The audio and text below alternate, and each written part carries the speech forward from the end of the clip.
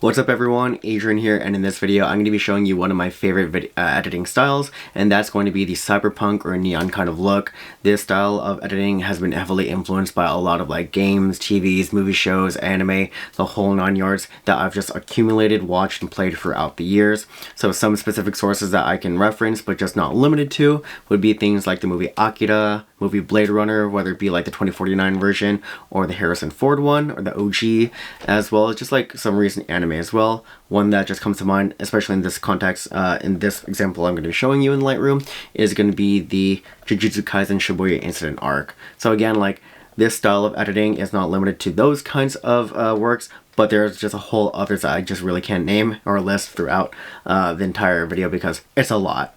But with this in mind, what I want to show you is not only the fundamentals and things to look out for when you're editing for this style, but just things to look out for when you're shooting out in the field, so that way it's so much easier to edit with in post. When it comes to editing in post, it's so much easier to work with the colors that you have.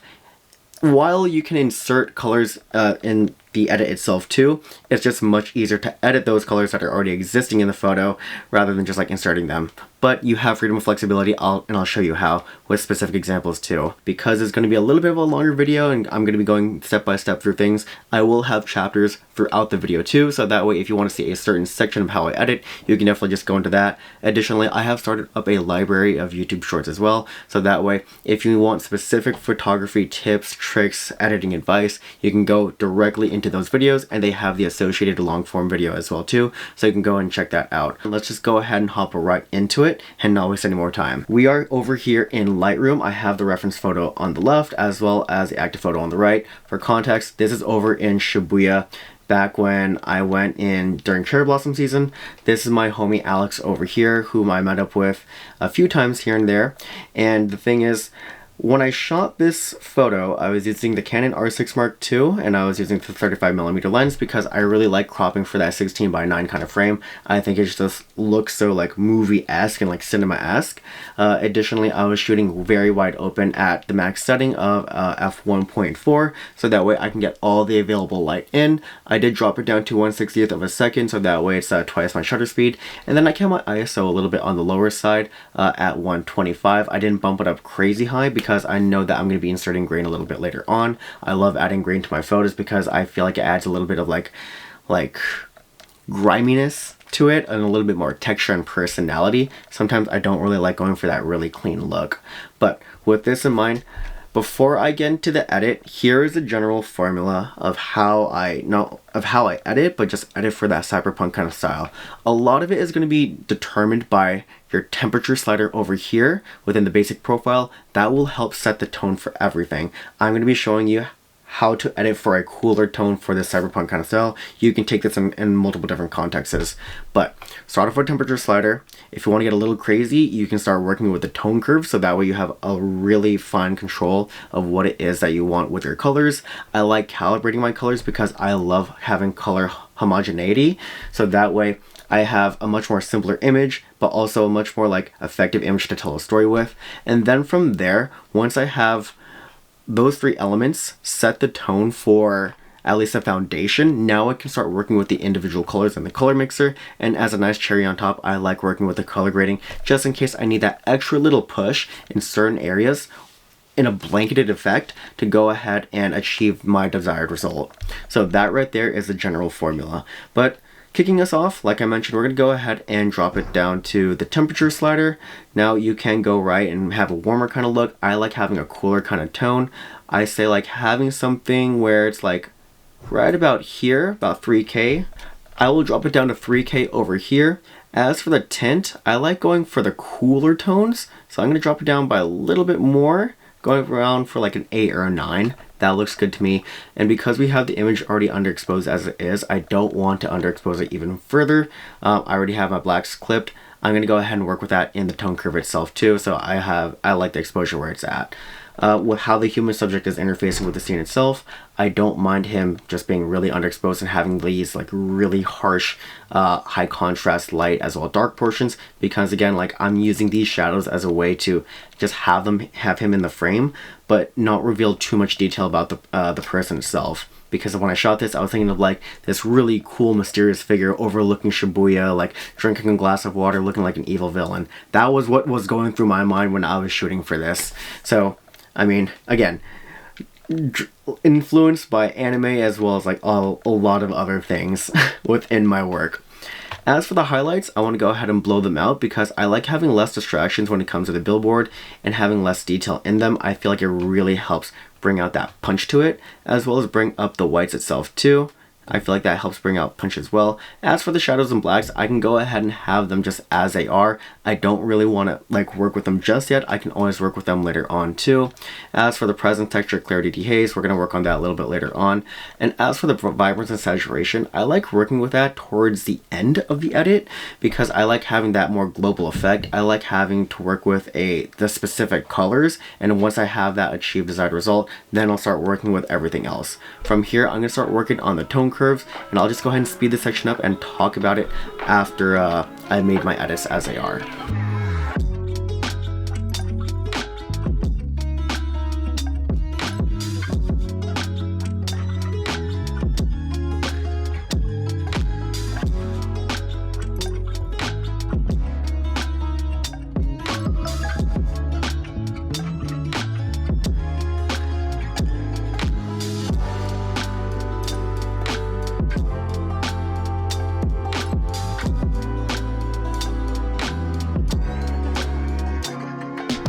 I have my tone curves set as they are. I'm trying to go for something similar to how I had it in the original edit, but for example purposes, I'm going to go ahead and run through the tone curves as from left to right. Starting off with the parametric curve, and I'll explain the difference between the parametric curve as well as the tone curve itself over here too, is that with the parametric curve, what it does is that you are adjusting the sliders over here, even though I was adjusting the graph, to define certain zones of like, this is the shadows, these are the midtones, and these are the highlights and whites. So with this in mind, you can go ahead and create a very either smooth or abrupt or harsher transition from one tonality to another. Relative to my tone curve over here, I can place specific points on this line graph so that way I can have like really total control and freedom of the edit, whereas unlike with the parametric curve, because I'm creating zones, I don't have that freedom of flexibility of creating those really precise edits. Again, I'm just defining a certain area of this is the darks, these are the darker midtones, the more like brighter midtones, as well as the whites as the highlights. And as for the tone curve itself, I can drop specific points on the graph to help me accomplish what it is that I want when it comes to a certain value being what it is. Now, as for the point curve, it's a very simple point curve for what it is. What I did is I went ahead and just lifted up the blacks a little bit, and then I just dropped my shadows, increased the midtones as well as the highlights, again, so that way I can have a little bit more of a high contrast kind of image over here. And then I like to clip my highlights over here because very similarly to how like I'm lifting up the shadows and blacks and like creating a fade, I like to do that with my shadows, with my highlights too, make a little bit more of like a dull or brighter kind of look to it. Now, as for the rest of like the red, green, and blue curves over here, what I'm doing is a couple things. I like dropping certain points more into the green shadows as well as the teal shadows as well as the teal highlights, so that way I can go for like a much more cooler look overall. And then to supplement that, to in a way balance out the colors, but also enhance certain colors, I like to add a little bit more green as well as just drop the highlights ever so slightly within the highlights of the green and like magenta kind of channel over here too. Again, like this is going to be the foundation, and I'm going to continue to work with these colors later on within calibration, the HSL sliders, and work with them in split toning as well. Now from here, my last curve, I have inserted a bit more blue into the shadows as well as a bit more blue into the highlights too. Again, this is to add a blanket layer of cooler tones throughout the image that I will continue to work with. Now I'm going to get into the calibration. Let me go ahead and speed this portion up, and I'll talk to you a little bit more after about like how I made these kinds of edits.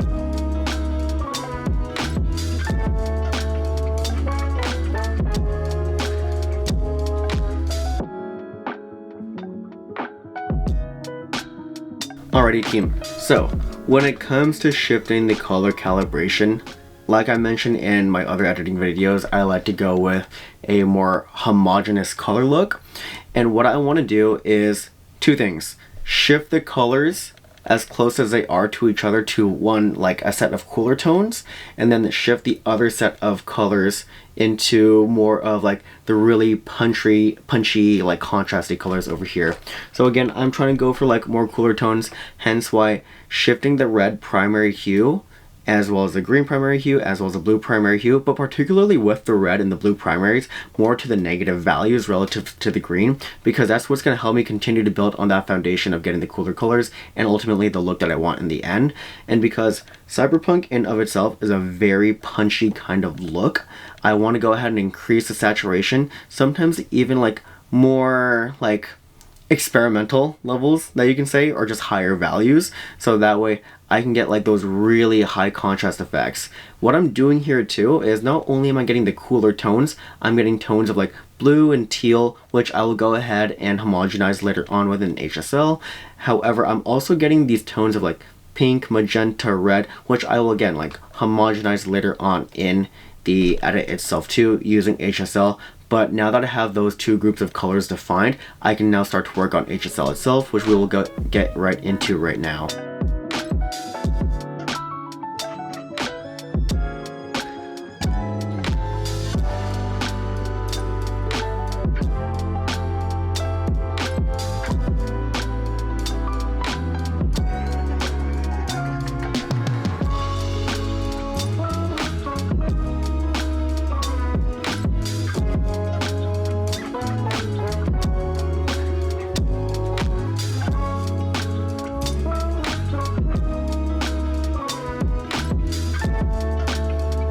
Looking at the individual sections within HSL, this is what I'm doing over here.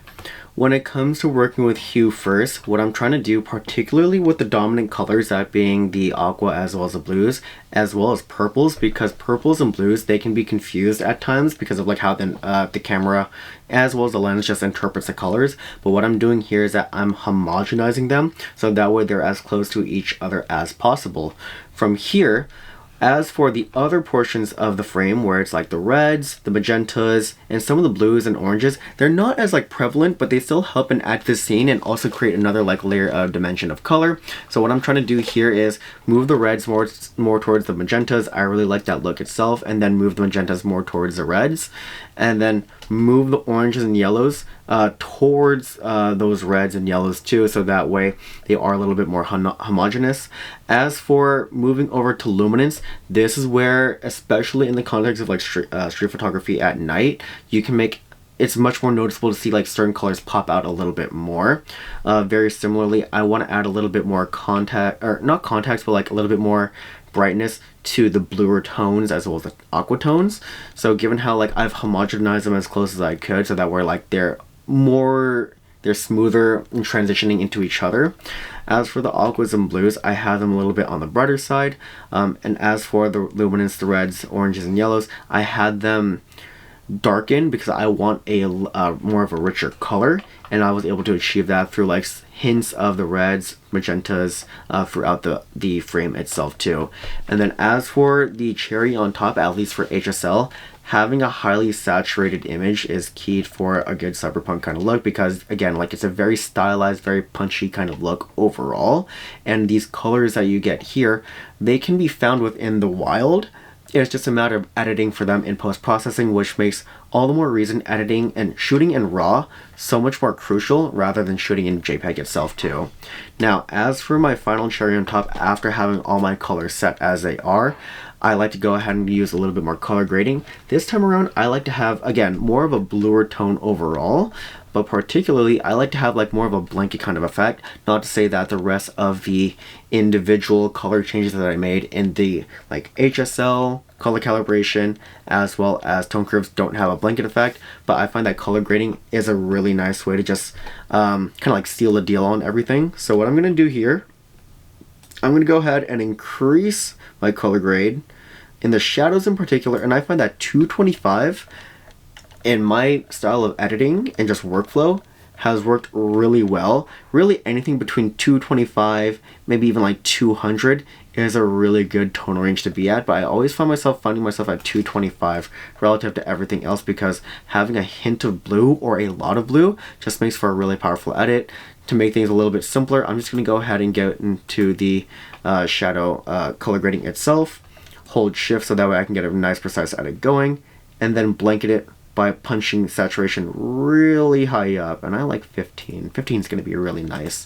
But with this in mind over here, I basically was able to recreate the image on the left with the one on the right using those key color grading tools over here. As for my finishing touches, there's a couple things I'm going to do over here. One, add a highlight priority but decrease it because I want to create a much more dramatic vignetting effect, because I don't need to have like these corners of the frame just be bright as they are. And then I love adding grain to my photos. Grain, I feel like, adds not only a lot of texture but a lot of personality, especially within the context of cyberpunk, especially because movies back in the day, especially if you see, I will say this, the movie Blade, that movie, for as old as it is, the grain and texture and the shot selection, it just looked otherworldly, but also just really badass and cool. So that's why I feel like if that movie was shot in a cleaner kind of look and like without as much grain, I didn't think that would have that really like cyberpunk-esque or like very like grimy kind of like look to it, and just not as the same effect. Then I love to increase the size of it as well as really bump up the roughness of the grain itself. It could be a little bit harder to see the grain effect because we do have two 16:9 images side by side, but it is there. It's very noticeable in the shadow area itself over here too, especially on our human subject. Now, as for the rest of the frame itself, there's a couple things I'm going to do. Like I mentioned earlier on, I like to work with the presence slider, particularly at the end once I have everything in place, because I want to have more of a cohesive image. I could go ahead and use certain masking tools, especially use like linear gradients or even luminance range to really bump up the highlights and blow them out, but I don't want to do that in this context over here too. So what I like to do is that I like to increase my clarity as well as increase my texture. Part of it too is like, although I'm increasing the texture and clarity of the grain itself, I'm also doing it for the rest of the look overall, so that helps bring out the lines in the building, the roughness of the road, and I feel like it adds a little bit more texture as well as just personality to the frame itself too.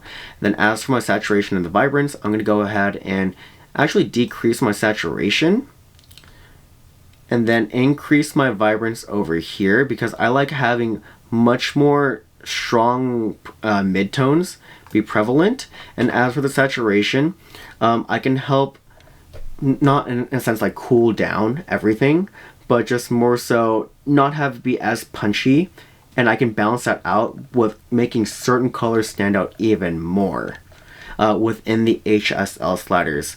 And then as for a cherry on top, we're going to go ahead and increase our contrast too. But with this in mind, we have the original photo to the left, and then we have our highly stylized cyberpunk neon look kind of to the right itself too. Now, important things that I just really want to impart with you guys. When it comes to that cyberpunk kind of look, understand where you're drawing your inspiration from, and having that, whether it be like a movie, TV show, anime, whatever reference it is, as an anchor point will help you accomplish what it is that you're trying to edit for later down the line, but also help you understand like what it is that you're shooting for as well. So that way you're not only a much more efficient shooter, but a much more efficient editor as well too. Granted, you can go into this raw, no pun intended, but at the same time, trying to navigate Lightroom and trying to play around with certain sliders and just like tools can make it all the more difficult when you just don't understand what the end goal of the vision that you have in mind is. Now we got this edit out of the way, something exciting that I have for you guys later down the line for summer 2026 is that I'm going to be opening up a preset shop where you can find presets just like this onto that preset pack. Now I have a couple ideas of how I want to go ahead and release the presets, but part of it is going to be a street themed preset pack, so that way if you're a street shooter you can definitely go ahead and just get that kind of collection. Otherwise I have some other ideas in mind, such as like a landscape preset pack as well as a master collection, so more info on that that later down the line too. I will be teasing some examples of like my presets and like my Instagram stories. So if you aren't following me already on Koya_Adrian, definitely go check out that channel, because that I will have not only more info and news but related to YouTube, but just like things have been going on, my travels, as well as just where I post most of my photography. As for my other Instagram handle, YoKoyaAdrian, that's going to be a little bit more of just like more travel videos, reels, just like things I've done that are just really cool. So a little bit like influenced by photography as well too, but that one is just like a little bit more for fun. So with this in mind, hope you guys really enjoy the video and just like what you learned from it. If you did learn something new or cool, or just like, you know, want to see a little bit more of these editing videos, let me know. I'd be happy to make more of them. But with this in mind, my friends, hope you have a good one, and I'll see y'all in the next video.